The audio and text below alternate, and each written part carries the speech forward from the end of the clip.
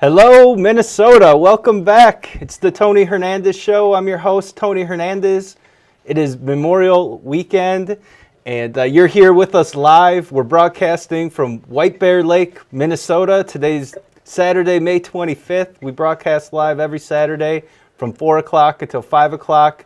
We also broadcast worldwide on our YouTube channel, which is Tony Hernandez Show.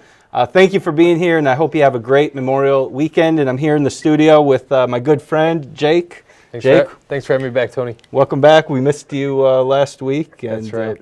Before we get into the flow of the show, I wanted to talk a little more about, this being Memorial Day. And I still think maybe many Americans don't know why we honor Memorial Day and what it's all about. And you, as a military man, I thought you could shed some light on it. So. Sure.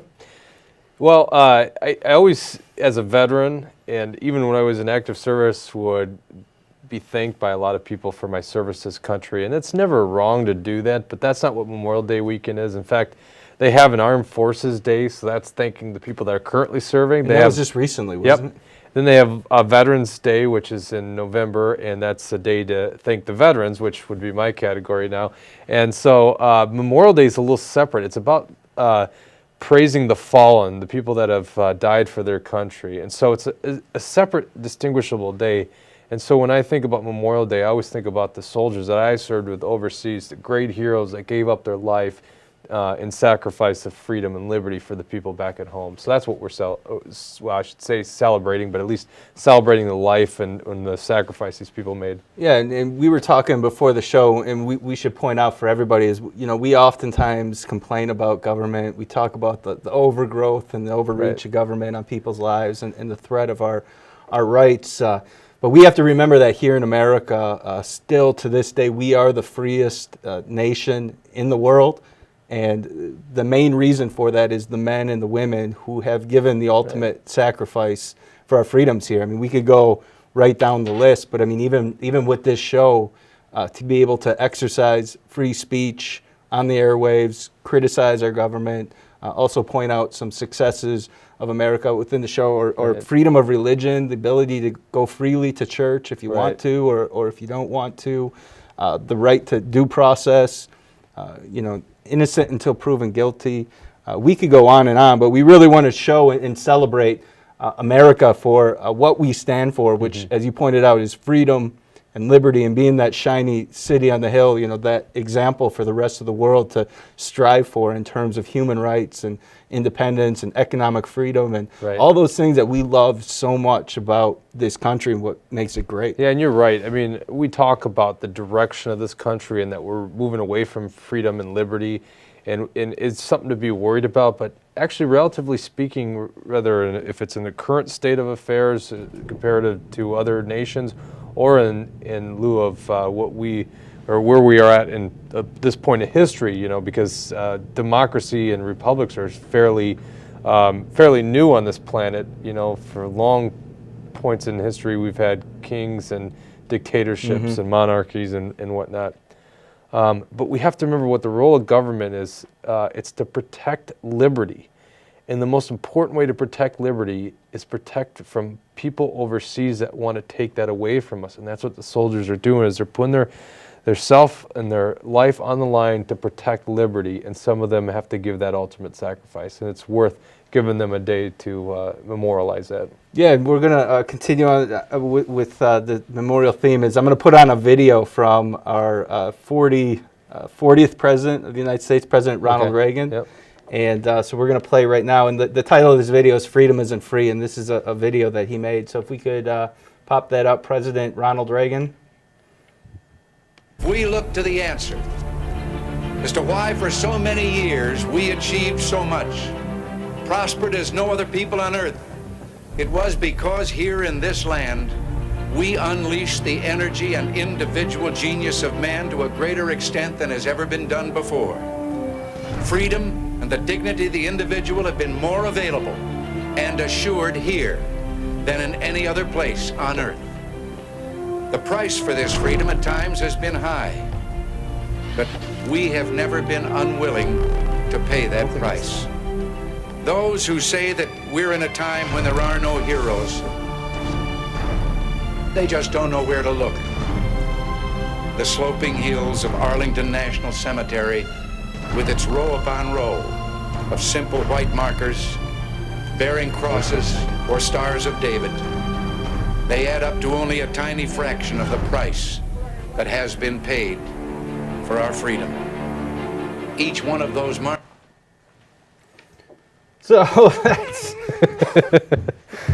more technical difficulties There you here go. at the Tony Hernandez show, but Well, the audio was great on that. yeah, but I mean, that's President Ronald Reagan, though, with his famous speech, "Freedom isn't free." Yeah. But he goes into great details just about like what it's meant to be American and what it means to be an American. Right. And I really wish that we could show that video here for the viewing audience. But And this is on YouTube, isn't it? It is on Right, YouTube, So they yeah. can just search that on that. if you YouTube "Freedom isn't free," it's one of the first videos that'll pop up there. Right. But yeah, President Ronald Reagan, though, he was a remarkable communicator, big somebody who could put principles of freedom and liberty and limited Right. government in a nutshell, where your ordinary, everyday Americans could understand it and digest it. It's probably where they Right. got the term the Reagan Democrats from. Yeah.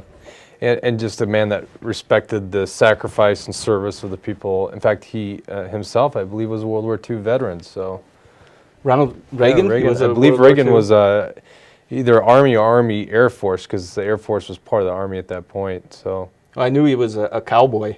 yeah, But I didn't know that if he was actually a soldier here. But yeah, so we just want to be able to give honor to and remember and memorialize what this whole weekend is about. And Right. it doesn't mean that you shouldn't go out with your family, hang out with family and friends and barbecue or whatever. But maybe when you're talking to the people, Right. just remind everyone about the tremendous sacrifice that not only these fallen soldiers have given Right. to America, but also their families, their loved ones, the daughters and the sons that they left behind. It's absolutely remarkable and just astonishing to think Right. about. So yeah, and to get on that point, I mean, you and I like to have a good time and be very optimistic guys. So I never like to have a holiday that's a drag on us, even though we're memorializing the death and sacrifice of these soldiers. But it's also marking a point, and Minnesotans appreciate this very much, and Sam being over there in New York might get that taste as well, that it's like this emergence of summer, and so we love it here in Minnesota. It's an opportunity to get out there on the lake for the first time or go fishing and do a barbecue. So there's other things to really appreciate. And honest to God, being a soldier, being overseas, being in war, if I was to ever have given up my life, I would certainly hope that people could have a good time overseas and enjoy, or I'm sorry, have a good time and enjoy life on Memorial Day weekend. So, yeah. yeah. So we're gonna try to see if we can fix the computer problem, even though I think we should just probably leave it alone for now. But Dallas is one heck of a worker. He can really figure these things out. Yeah, but Jake, I wanted to get your opinion. We're going to talk about it when we have Sam on the phone here too. But what came out as big news, I think it was last Thursday, Yep. was President Dayton announcing that he was going to dip into the general fund, the Minnesota State General Fund, in order to pay for the shortfalls into Right. the new Viking Stadium, because you remember. I think the state taxpayer is on the hook about, I think is it 700 million or something like that, and I think we have about just under 400 million of the $950 million project, just shy of $1 billion for the whole stadium. Yep, here it is. The state or the taxpayers, Yep. really, at the end of the day, has agreed to pay $348 million towards the new $975 million stadium. So, Governor Dayton's original plan was to pay for this stadium through electronic pull tabs. Right. And these are just, once again, when you get, the government is different than the free market. Right. The government is allowed to make these broad-based assumptions in their business planning or tax planning that if you're an entrepreneur, if you're trying to start up a business, you can't make those assumptions because if you do, you're going to be losing your investors' money or That's your right, own yeah. seed money or whatever. And Governor Dayton and his team estimated that these pull tabs were going to bring in all this money, and it's just falling short. And I think one of the main reasons and the biggest assumption they made is that people would actually use the pull tabs, Yeah. right?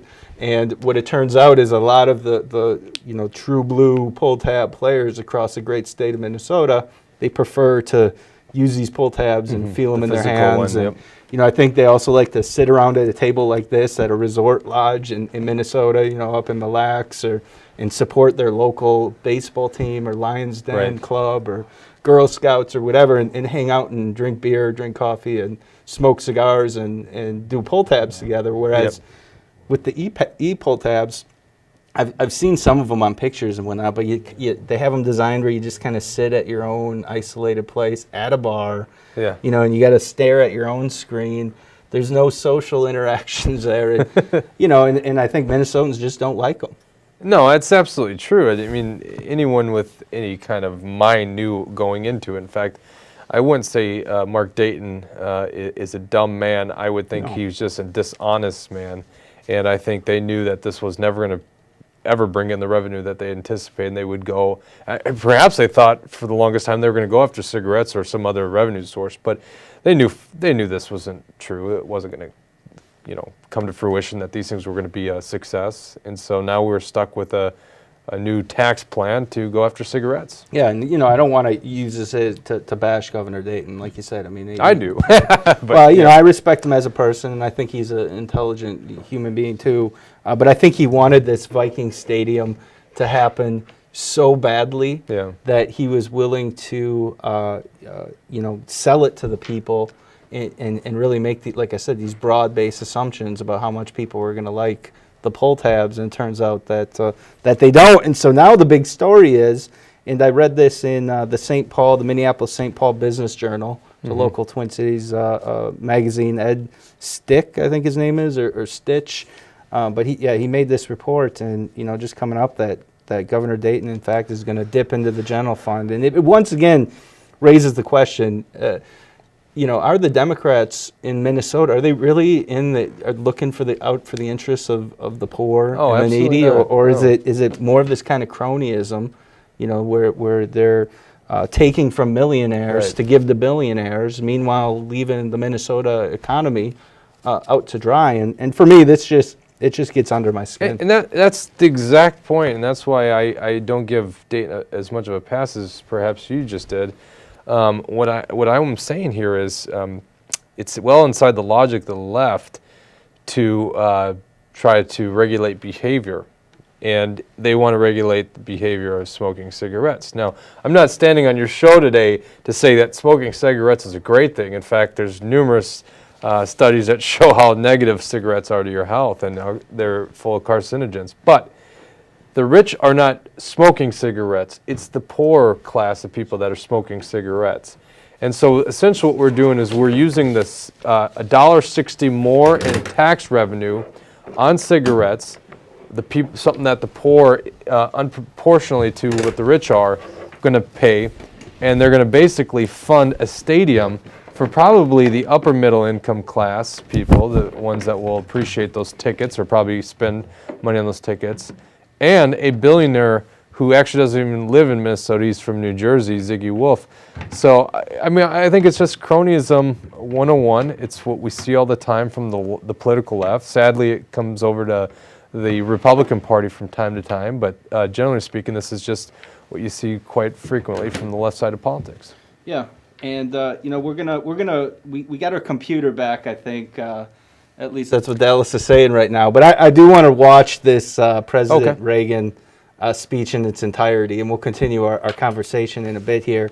But I think it's important, because it is Memorial Weekend, and this actually really inspired me to listen to this speech too. So, President Reagan, we're going to listen to him now.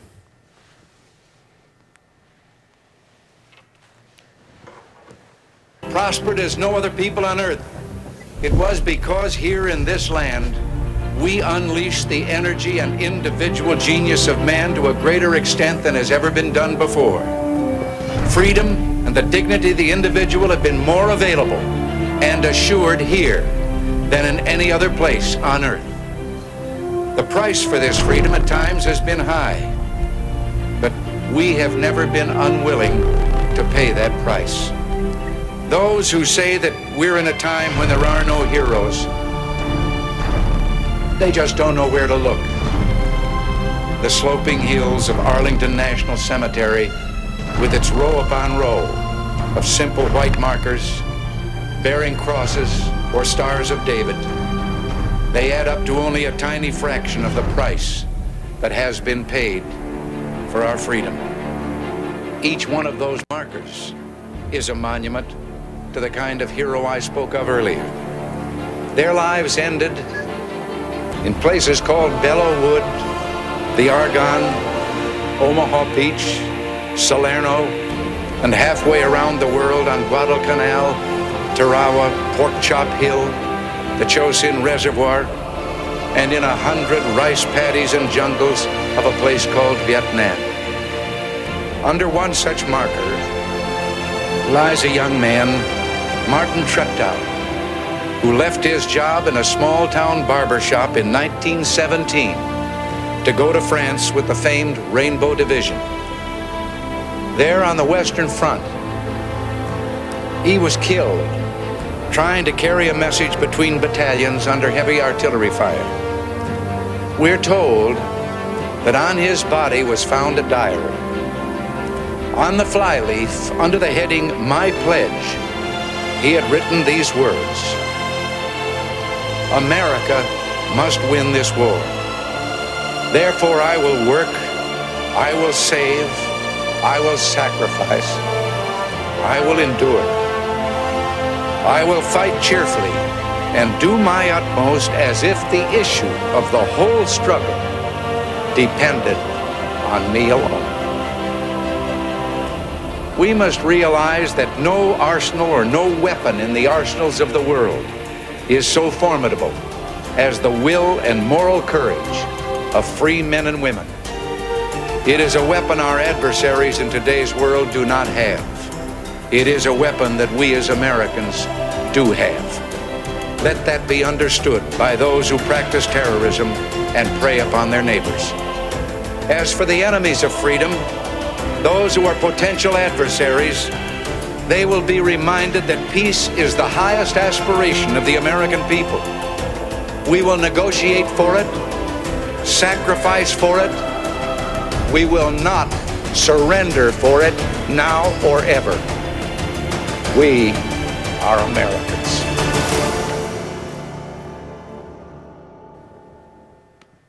Wow, just love that. That was really good. We are Americans. Yeah. Almost brings me to tears. And you could actually see President Reagan when he was giving this speech. Right. He's actually welling up, and his voice starts to crackle. And it's just truly amazing, and it's a great message for all of us to remember this Right. weekend. Yeah, absolutely. What does it make you feel like, as somebody who has served overseas? When you see those images, does it bring back memories? Or? Yeah, I mean, the thing that really touches me as a veteran, especially as a war veteran, so most of my military service has been during wartime, is that scene with them folding the flag. And it's something that's properly given to the spouse or the parents, if there's no spouse, to a fallen soldier. And so, it kind of brings back some of those memories of funerals, military funerals that I've had to attend, and those are the worst thing to have to go to. But that's the purpose of Memorial Day, and that's what I think about every Memorial Day is the friends that I've had, the Adams Services, of the world that was a high school friend of mine, and Nick Dewars, who's another high school friend of mine. These are all fallen American soldiers? Yeah, these are both of those individuals fallen in Afghanistan, and then some that I've actually served with in the ranks in my service. I fortunately never lost a soldier inside of my command or actually inside my very close unit. But in Iraq, of course, I think there was about 3 that died within the Red Bulls that I was deployed with. So, yeah, we've all had to experience that kind of stuff. And it's a great reminder because in modern day America, really, I mean, people sometimes complain too much about how tough times are, trying to find a job or make financial ends meet. And those are very big concerns. But sometimes I think about, the soldiers that fought in World War II. Right. Or the Korean War, or World War I, or as you go further back in American history, these wars require, not to say that the wars don't require sacrifice today, but, the Civil War, for instance, you're camping out in the winter, you're probably eating any type of animal that you can shoot, you're missing your wife, your kids, they don't have digital communication, so you couldn't send emails back, and then the actual warfare back then was just brutal. Brutal. Just struggle and lots of blood and gore, not to go into too many details. But, when I reflect on this, it's an amazing realization to have that, we don't really have it, again, that bad in America, and that, we are benefiting tremendously from the sacrifices that so many men and women from every stripe has made for this country. And we were talking too, being from Minnesota, in this idea of memorial and moving forward. There's a young man who recently passed away. He wasn't an American soldier, but he's from Stillwater, Minnesota. So he's basically right, in our backyard here at SCC Television Studios, and he's been suffering from cancer. I think he was diagnosed a few years ago, but he just recently passed on, and may God rest his soul. But he made a lot of news, and when Leona and I last night we had dinner together at the Twisted Fork in St. Paul, and his video came on. But this young gentleman made a song before he passed on, and this song has gone viral. It's been played everywhere. It's made national news, CNN, Fox News, MSNBC. It's had millions and millions of views online. I think it was the #1 most downloaded song on iTunes. So. This guy's name is Zach. He's from Stillwater, Minnesota, and we're going to do him the honor of playing his song, and it's called Clouds. And other people have remade this song already in such a short time, but we're actually just going to play the original song here, and then we'll just talk about it a little. I haven't actually seen this whole thing, so this is called Clouds.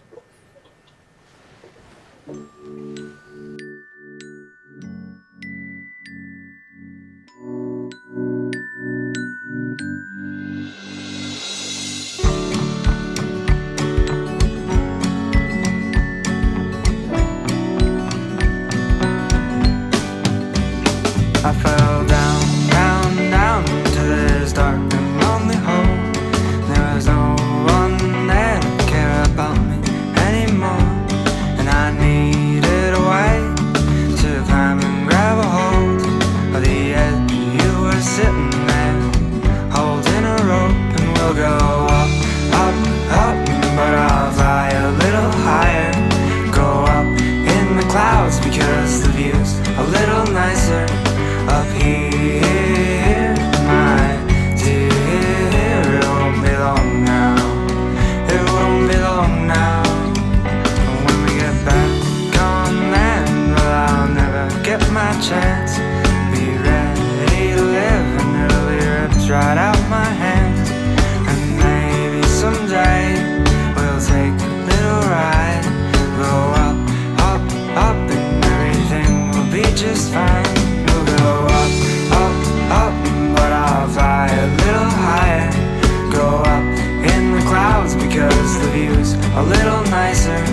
Up here, my dear, it won't be long now.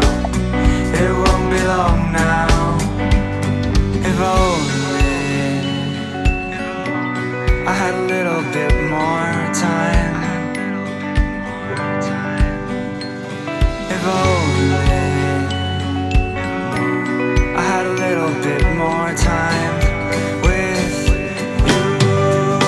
We could go up, up, up, and take that little ride. We'll sit there holding hands, and everything will be just right. And maybe someday I'll see you again. We'll float up in the clouds, and we'll never see the end. We'll go up, up, up, but I'll fly a little higher. Go up in the clouds because the view's a little nicer. Up here, here. It won't be long now. It won't be long now.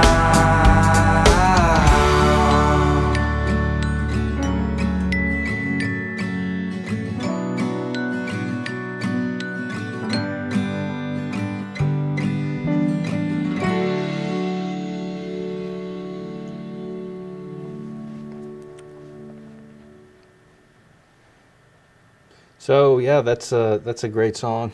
Brings a tear to my eye. But I think again the message is so beautiful. Live every day to your fullest. You know, I think all of us tend to complain way too much. Right. I mean, you last week you were where were you again? You were in New Mexico or? No, I was down in Kansas City Kansas for City. the American Heart Association Heart Walk, and it's a lot of people that deal with situations like that. Yeah, I mean, when you're healthy, it's so easy to Right. take for granted your health, your body, Right. your spirit, the vitality that you have. And sometimes it takes people like Zach and others to remind us about how special our health is and, Right. and how we shouldn't take it for granted. But yeah, he made this song and it went everywhere. It went viral. And I just think it's really cool for just in and of itself. But then it's also cool that he's from Stillwater, Minnesota. Right. So he's from, from the Twin Cities area. So I definitely wanted to give a shout out and just let everyone know that the prayers are with his reposing soul and for his family as well. So we're going to try, and let me stress, try to bring on Sam Wayne Pierce he's from Syracuse, New York. As Sam joins us every week and kind of gives us his own insight from out East Coast America. So let's see if we can find Sam here. Sam, are you with us? Can you hear us, Sam? Tony, I'm here. Great. How are you, Sam? I am doing quite well. How about you? I'm doing well. Have you did you listen to that song by Zach at all, or had you heard of it before? I did actually. I had seen it all over Facebook and Twitter throughout the week. So that was a nice tribute on your part to go ahead and play that. And I agree. We should thank God for our health every day and to value every day the way this young man did. So It's pretty cool that he's from Stillwater, Minnesota too. Did you know that before? not until I read a little bit more about him before the show, and then read about that. So that's and I think you had mentioned that people in his family had attended school right there at Minnesota. So that's a nice local tie-in for the show. Yeah. And you were telling me on the phone earlier that Minnesota made some national news for something different too. Did you read that article in the Wall Street Journal about the state's rift on taxes and widening and how they used Minnesota as an example? I sure did, Tony. One of the things that I really like about your show is it forces me to do a couple things all week. Read the Wall Street Journal, probably my favorite domestic publication, and then also Economist Magazine throughout the week. So as soon as I saw the Minnesota headline this week, I paid special attention because of your show and wanting to keep up on the local politics. And Wall Street Journal did a nice piece on just how hefty the tax now has become for the wealthiest or the highest earners in Minnesota. And I think wealthy is a pretty relative term in this case, because if I understand it correctly, a single individual at $150,000 a year or married couple at $250,000 will now get a tax rate, a state income tax rate of almost 10%. I think I read 9.85%. And that just sounds alarmingly high at a time when other states are incorporating none or next to nothing.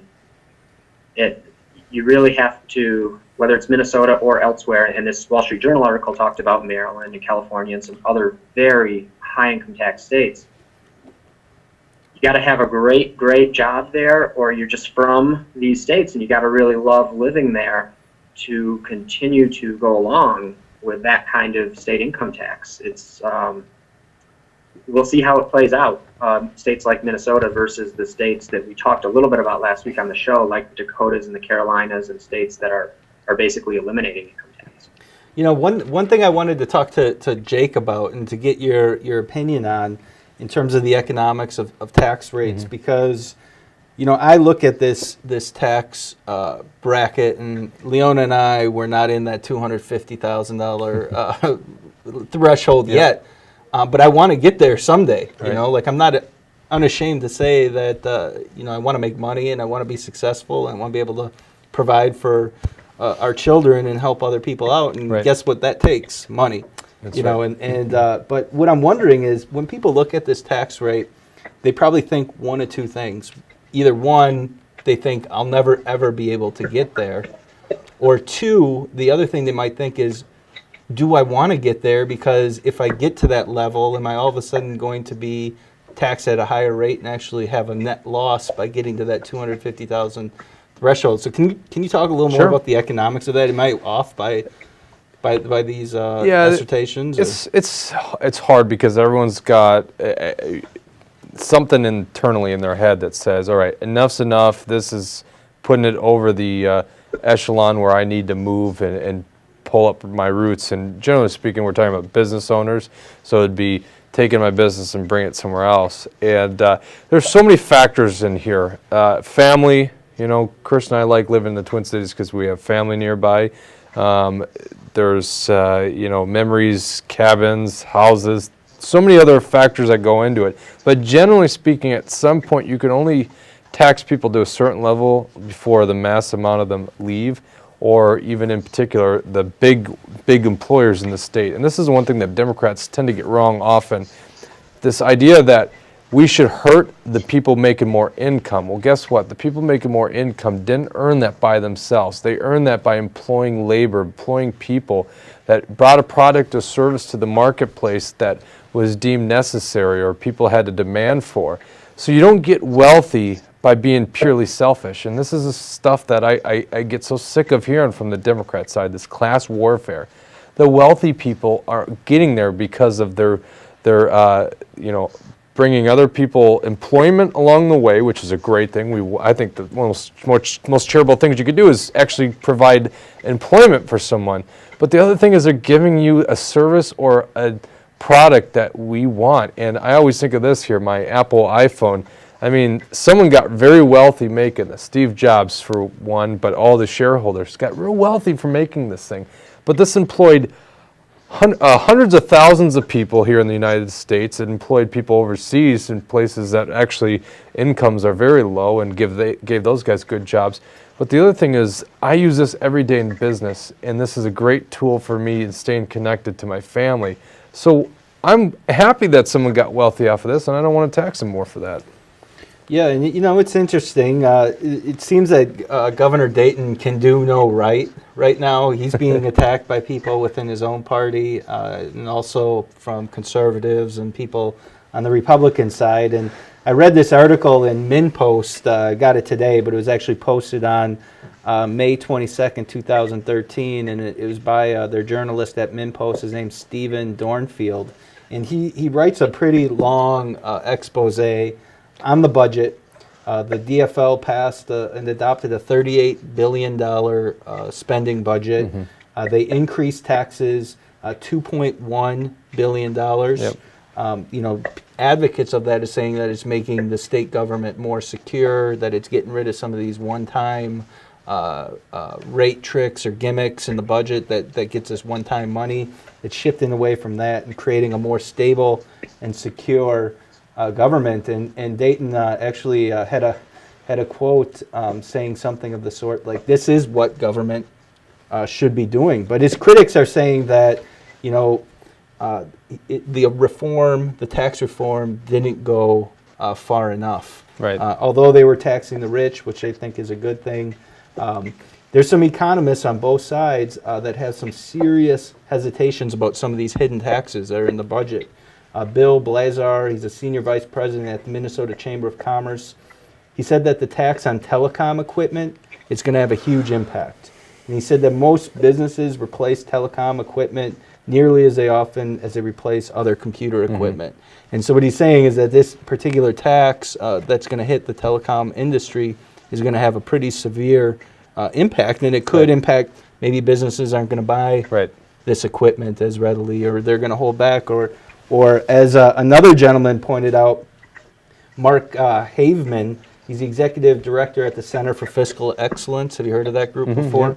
But he said his biggest concern is the impact of the increased income tax on Minnesota's ability to attract new businesses and jobs. So he's talking about the corporate income tax increase, which is actually one of the avenues where Governor Dayton wants to tap into to pay for the stadium.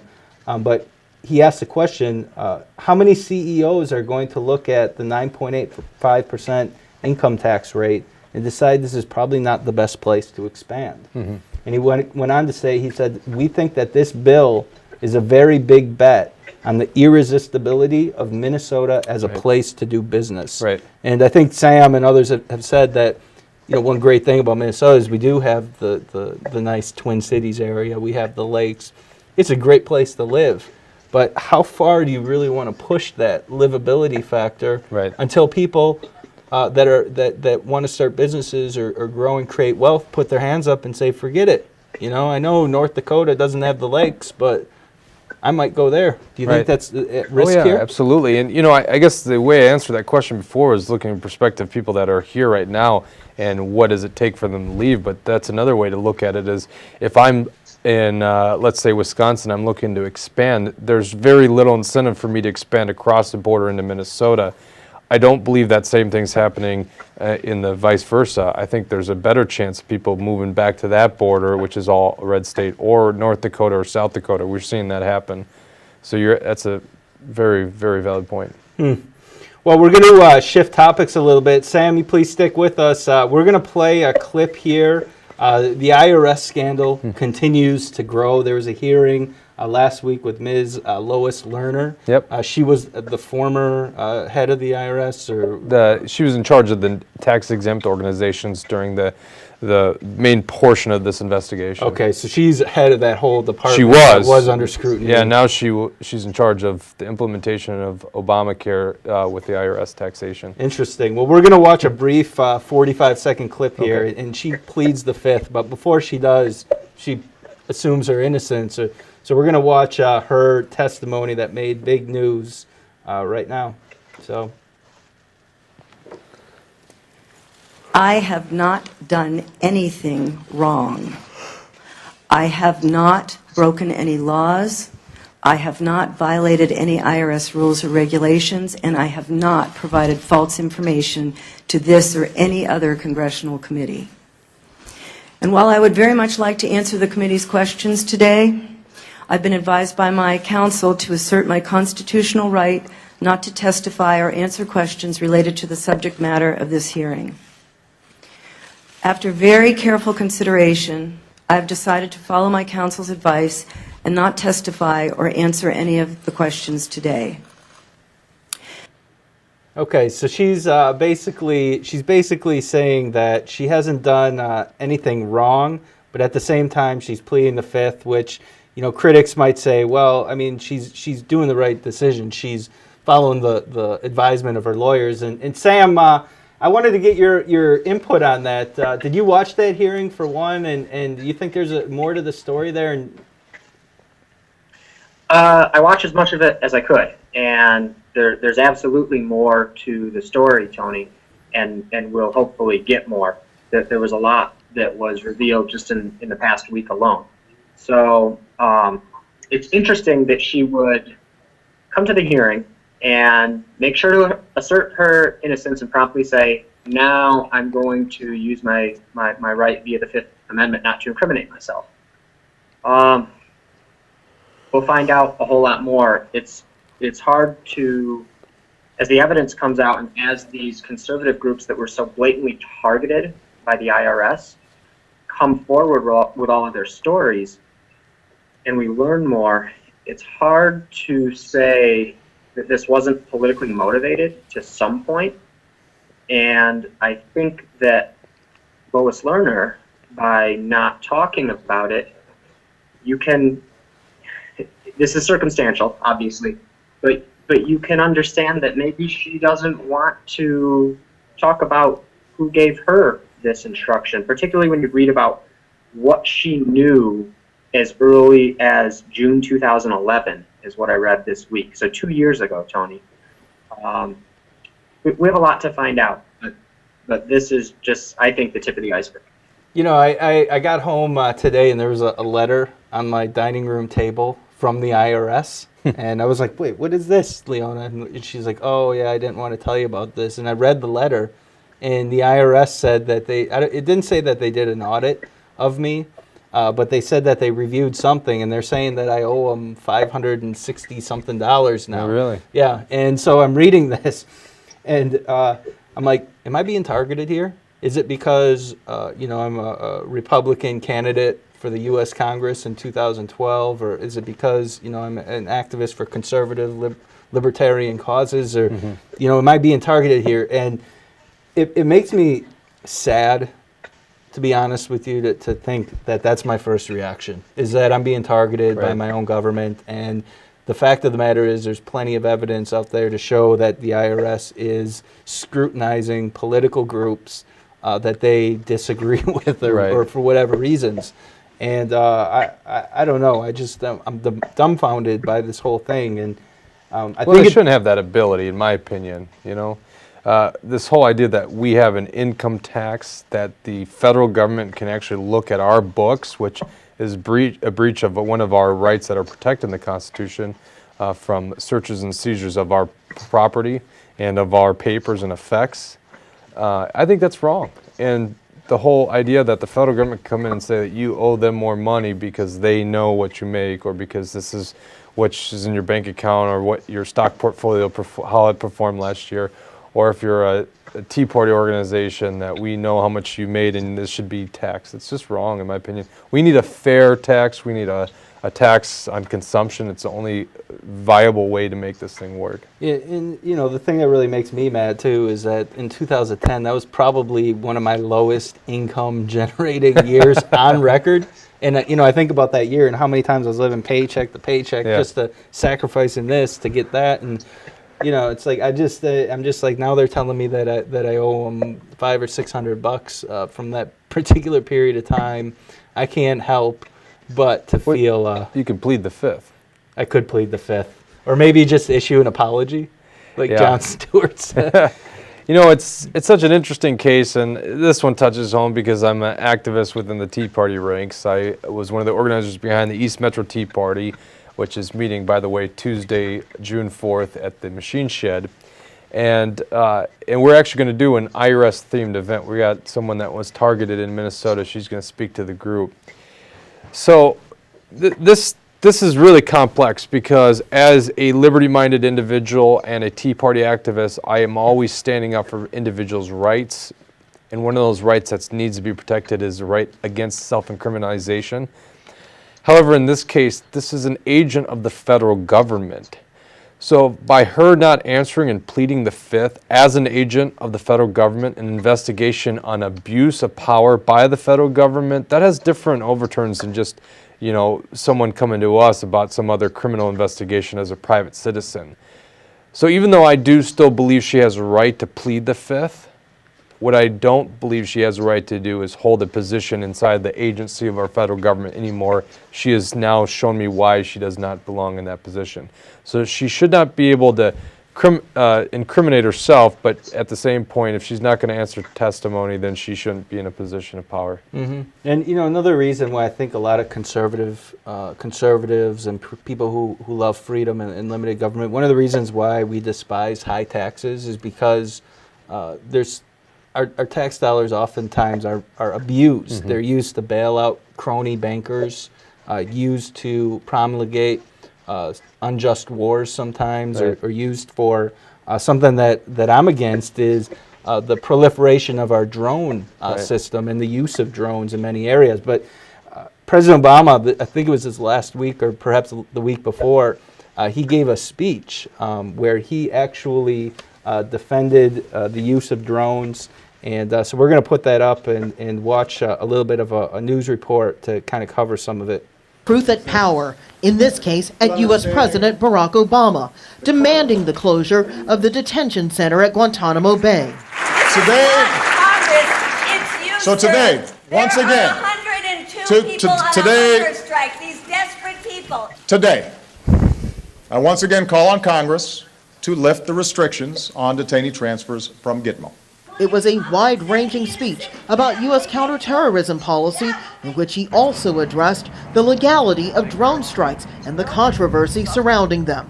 America's actions are legal, so this is a just war, a war waged proportionally, in last resort, and in self-defense. Republicans in Congress were immediately skeptical of Obama's renewed call for the closure of Guantanamo. Until we have some kind of a plan from the administration, then the status quo has to remain. Sorry, Senator McCain, we're going to cut you off there. Oh, shucks. But I think it's interesting, again, because, like conservatives, for the most part, as we heard President Reagan talk about in his speech, is we love peace. Right. We believe that peace is achieved through strength. And, as Americans, we should all be striving for this idea of peace, not only within our borders, but across borders as well. And Jake and Sam, I want you guys to chime in a bit here because I want to know, President Obama said this war is just, is what he said very forcefully. What war is he talking about, and is it just and legal? Well, I believe he's referring to the broad definition of war and terror, which is in of itself a very dangerous thing to just say that we're at war against a philosophy or a type of attack, as opposed to a war against a certain kind of enemy. And so when you have that broad definition, like terror, then it allows him, in his viewpoint, the ability to drone someone in a nation that's not Afghanistan, where most of our military efforts at. Now, I'm not actually opposed to drone usage. I've seen drones firsthand. Drones are a fantastic tool, and it's Memorial Day weekend. We hate seeing our soldiers die. A drone is an ability for the United States military to use technology to save our soldiers' lives. What I have an issue with, and most libertarians, is when those drones are used against our own citizens. There are rights that are provided by our Constitution to United States citizens, even if they travel overseas.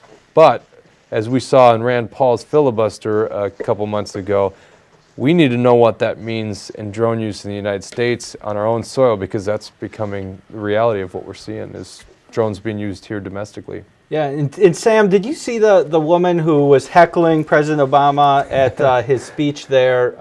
Are liberals growing wary of President Obama's promises, the Nobel Peace Prize laureate? I mean, to me, and my viewpoint, there's not much of a difference, especially from foreign policy, between President Bush and President Obama. It seems to be basically the same foreign policy that's being pursued. But are liberals losing their patience, Sam?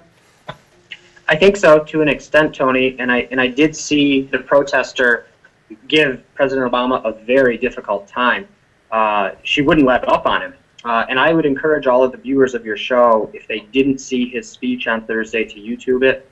I'm sometimes critical of the president because I think he gives these speeches filled with roaring rhetoric but zero content. And I thought that his speech on Thursday had a lot of important content and gave us a lot of information about how he feels about the world and the use of drones. Just one particular topic also, he talked about Guantanamo at length. But President Obama, by one count that I read in the Wall Street Journal, President Obama has used roughly 300 drone strikes throughout his presidency. President Bush used 50. Now, part of that number and the difference needs to be credited to the fact that the technology has become better and less expensive. So that's not to say President Bush wouldn't have used it just as frequently as President Obama, but if it was the other way around, the outrage from the left, I think, would be so much worse. But now they're to the point that they're even becoming very critical of President Obama And I think it's going to be interesting to see how that plays out. And I think he's aware of that, and that's why he laid out the possibility for Congress to check him on the ability to use drone strikes both internationally and domestically.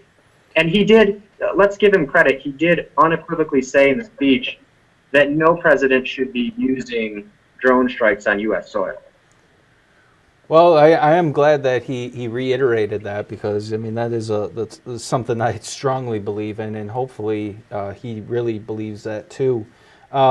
What's interesting to me, Sam, is in the past, I haven't always been a staunch conservative. There's been times in the past where I have voted for Democrats for a variety of reasons. I mean, I'm born and raised in St. Paul, Minnesota. It's kind of in our bloodlines here in a way. But I really bought into, in the early parts of my adulthood, even when I was a teenager, I bought into this idea that the Democrats were the party of peace. And, I firmly believed that for a certain amount of time until I started digging and I started researching more. But I think you pointed out the rhetoric, and it's similar to what you see with Governor Dayton and the Democrats here in Minnesota. Is, they're telling us, and they send this strong message that they're the party for the poor. They're the party for, the middle class and the lower middle classes. While they're saying this, their other hand is giving handouts to billionaires. They all are on board with the bank bailouts. Attorney General Eric Holder says that it's too difficult to try to prosecute some of the too big to fail white collar crime that took place in 2006, 7, 8, and before and thereafter. War is the same thing. I mean, I don't know, Sam. Can you share a little more on your viewpoint? Because you're more of a liberal type guy. Is there a perception out there in New York, in the state of New York, that the Democrats are for peace and Republicans are for war? And can you expound on that? Certainly up until 2008, that would have been the case, because President Bush was viewed as so hawkish. I think that President Obama has enjoyed a lot of the liberals turning and looking the other way when it comes to employing a lot of the same tactics as the previous administration. And I think it's a little bit of hypocrisy, Tony, to put it bluntly. President Obama, though, I think to his credit, is a different man than when he campaigned, because when you campaign, you don't have access to all of the intelligence that a sitting president does. So President Obama gets elected, and what does he do? He keeps on board much of the leadership in the CIA and the Department of Defense that President Bush had at the end of his term. So sometimes I think American leaders, regardless of party, I think the party in power tends to be the more hawkish party, and then for political reasons, the opposition wants to rally for peace, or in the case of the Republicans these last few years, use it as a call to stop foreign aid, get ourselves, close military bases is what Ron Paul would always talk about. So I think it kind of goes back and forth. I think the president ends up in the war hawk position, and the opposition flips based on that. Jake? Yeah, I think Sam makes an excellent point here. This misnomer, this left versus right paradigm here in American politics. War is the health of the state. So if you're a statist, if you believe in government and big government, then it doesn't matter what party you belong into. War is a healthy thing. And I look at this in the reverse. When a Republican president's in office, the economy is going to be looking as good as possible, and we're always moving towards what we believe is free markets. But under George W. Bush's record, we abandoned free markets. We had the Fed intrude into the interest rate market. We bailed out Wall Street. We gave stimulus money back to taxpayers that didn't earn it. We had growth in government and large areas of the economy. So it's kind of the same way, like Republicans are supposed to be the ones promoting free markets, yet once that president gets in office, they get a pass. So I see it on both sides. then you get libertarians like myself or Tea Party activists like myself saying, wait a second, when is government going to shrink? When is freedom going to prosper again here? All these guys want is big government. They want more war, and they want more control over the economy.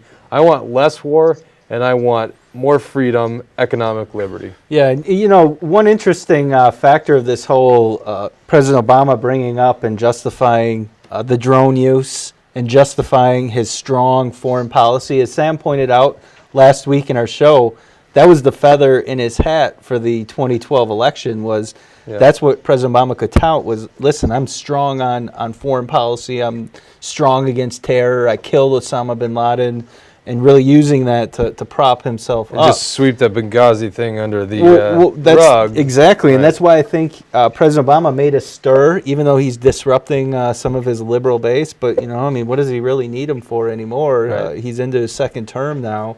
And he knows that, the American people, for the most part, support the drone program, as he Right. said.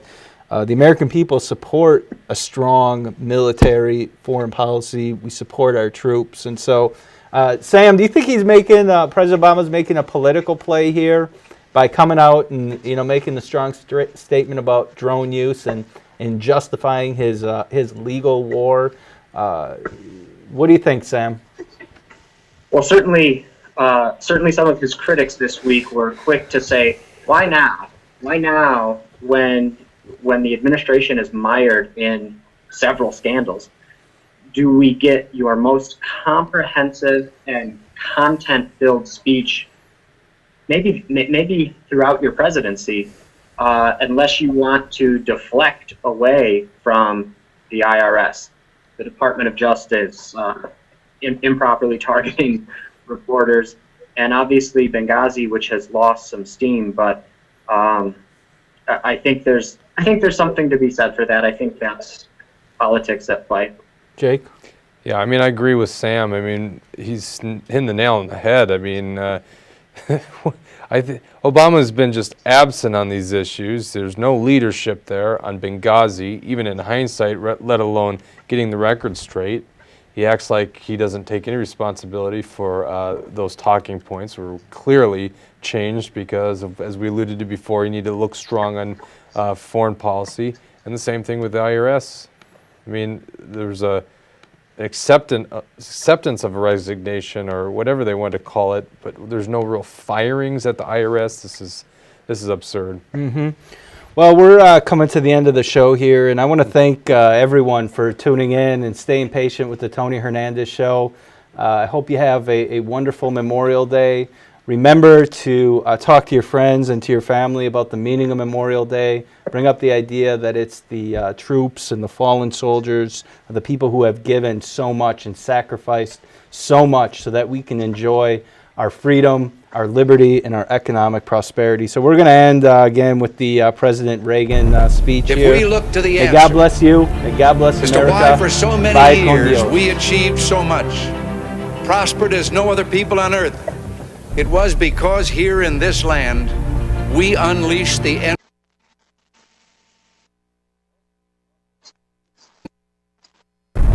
If we look to the answer as to why for so many years we achieved so much, prospered as no other people on earth, it was because here in this land we unleashed the energy and individual genius of man to a greater extent than has ever been done before. Freedom and the dignity of the individual have been more available and assured here than in any other place on earth. The price for this freedom at times has been high, but we have never been unwilling to pay that price. Those who say that we're in a time when there are no heroes, they just don't know where to look. The sloping hills of Arlington National Cemetery, with its row upon row of simple white markers bearing crosses or stars of David, they add up to only a tiny fraction of the price that has been paid for our freedom. Each one of those markers is a monument to the kind of hero I spoke of earlier.